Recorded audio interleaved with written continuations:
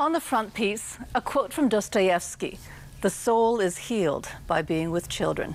And so begins a series of 14 short stories that takes us from a childhood through adolescence and adulthood to middle age and beyond. The book is entitled The Meaning of Children. It's written by Montreal writer and journalist Beverly Akerman. Welcome. Thanks so much for having me. Love the book. So each one is told either by a child or it's about a child. And it's interesting because depending on the age of the person reading the book, I think you relate to different ones. But especially to people, I think, feminists, you know, growing up and having to wrestle with our beliefs and whether it worked out or not. I grew up in the 60s, and so I grew up with feminism as being, you know, part of life. Women should be able to do anything they wanted.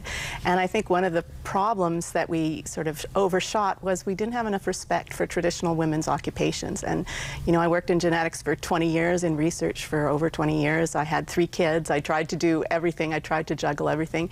And it's really difficult to juggle everything. You get burnt out. And I've, you know, sort of rediscovered the respect that we should have for traditional women's occupations: motherhood, nursing, teaching. Yeah, because what you find is a lot of the women that you see in this book, we're all trapped, right? We're trapped by what we were brought up to believe.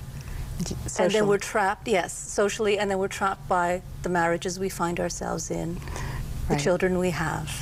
Right. Right. Well, life, you know, you change over time, and sometimes you're sort of stuck in a situation that you set up for yourself 20 or 30 years earlier, and you sort of wake up one morning and go, what am I doing here? But on the other hand, each story, though, ends with a certain resolve. There's that sense of, okay, this is my situation, but...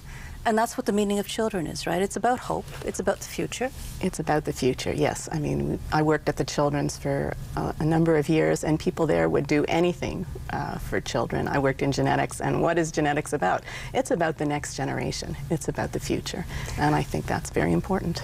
So you decide that you're going to make this transition. Yes. From genetic research. Yes. I love the fact that in your bio it says, you know, the only Canadian author actually sort of sequenced her own DNA, you know. But why this? Why this sort of shift? You know, around in 2003, my father-in-law, Jerry Copeman, died. And even though we didn't get along all that well, although we'd made our peace, it really hit me very, very hard. And I sort of, I couldn't sleep. I found myself thinking over and over again, you know, what is it that you want to do with your life? It just brought home to me that we don't have infinite amounts of time, and I'd always wanted to write, and I thought, well, you know what? I better do it now, because time can be shorter than you think. But why this, do you think? I mean, you know, you've done a lot of other writing. I mean, you do fiction, you do non-fiction, you've written for the Gazette, and I've seen your articles. Why the meaning of children? Why is that so important? Well, I mean, I started writing in about 2004. My first story was published in 2006, and then when it came time to publish a collection, I looked at the 25 stories I'd written, and I looked for a unifying theme. And I mean, I was preoccupied, I guess, with understanding what had happened when I was a child, in a way, and that's what the first-person child point of view stories sort of talk about. I looked for a unifying theme, and it was children. Some wonderful stories here. Thank you very much. Yeah, thank you so much. Okay, so there is a book launch.